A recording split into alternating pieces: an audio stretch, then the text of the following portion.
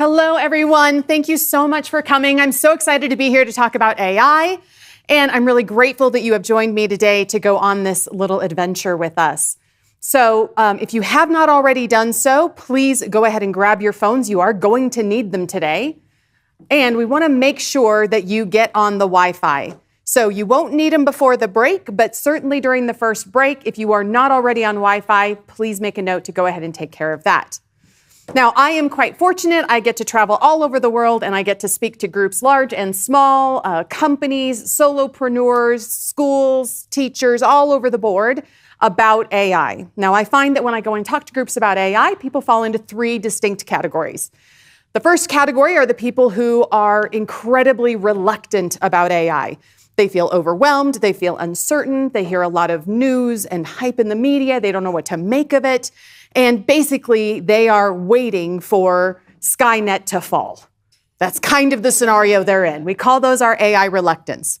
On the other end of the spectrum, we've got the people who are super excited about AI. This is the Jetsons lifestyle that they've been dreaming of. They're finally going to have the robot maid that they've been waiting for. They finally have the free shuttle service where they don't have to drive. Something just drives them to where they're going. They're excited. They're all in. Those are our AI enthusiasts.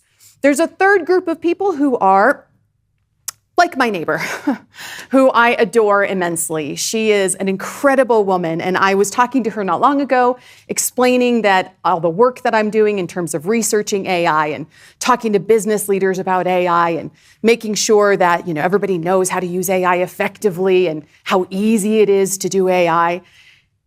And she expressed a lot of surprise, I think is the best way to describe it, that I was so involved with artificial insemination. I was equally surprised.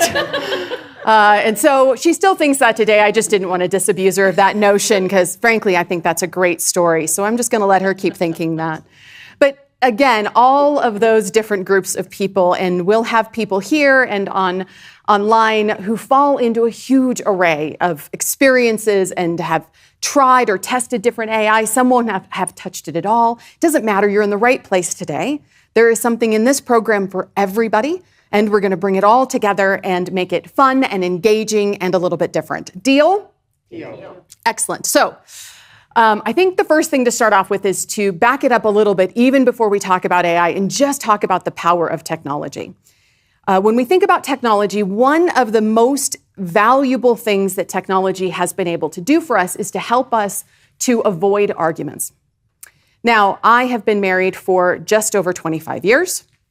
And one of the biggest arguments that I ever had with my husband could have been avoided had tech advanced faster.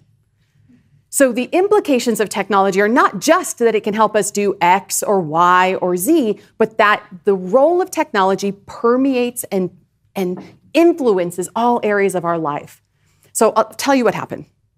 So we had a system, this many years ago, many years ago.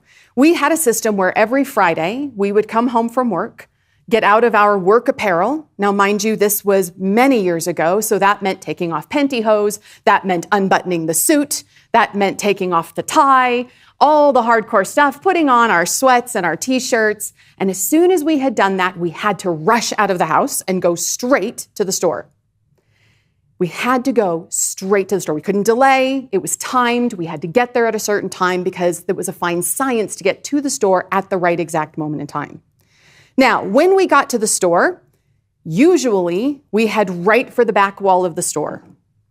However, I distracted us because I had a different idea that week. Rather than going shopping at the back of the store, I wanted to go to another section of the store and start there.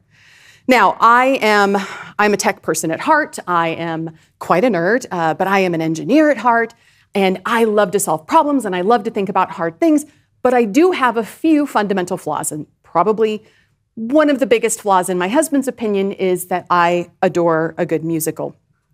Now, as somebody who adores a good musical, there's not a musical I haven't seen or tried to see or watched on film or on stage. And I was adamant this day that what we really needed, what my husband really needed after a long week, was an opportunity to break things down with a little Oklahoma. Now, back then, Oklahoma, of course, starred. Wow. Can anybody name him? Hugh Jackman, that's right. So Oklahoma starring Hugh Jackman, fresh out on video. And I was like, this is absolutely what we need to be doing. Now, my husband's British. He'd never experienced Oklahoma. And I felt that with Hugh Jackman, we could make anything possible. Now, as it turns out, because I distracted him with Hugh Jackman and if I might say so myself, a really moving rendition of Oklahoma, by the time we got to the back wall, which was where he really wanted to be, the James Bond DVD that he was looking for was no longer there. Now, for some of you who might be younger, you may not recognize this image, but if I zoom it out, all of a sudden, we recognize this as Blockbuster. Now, back in the day, for some of you watching online, and maybe even a few of you here in the room today, back in the day, we couldn't just pick a movie that we wanted to watch and have it magically appear on our TV screens at home. No, instead, we had to go to a store. We had to go to a store. We had to get there at that store at just the right time so that we could get to the new releases before all the new releases were taken.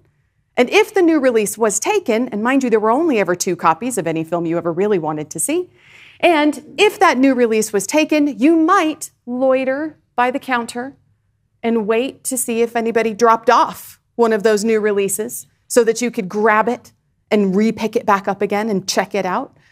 But needless to say, he was not happy that his only option that evening was going to be Oklahoma, even though it was a great show. So the point of this is that the technology that influences our lives goes far beyond what we can type into a screen. Instead, the availability of technology, and even more so now as we get into AI, becomes something that's much more pervasive, something that influences all parts of our lives. And that's what we call a general purpose technology. These technologies that actually influence economies at large scale and ensure that businesses are able to operate and function in much bigger, broader ways than they've ever been able to do. So with that in mind, we're going to be talking about a couple of different topics when it comes to AI.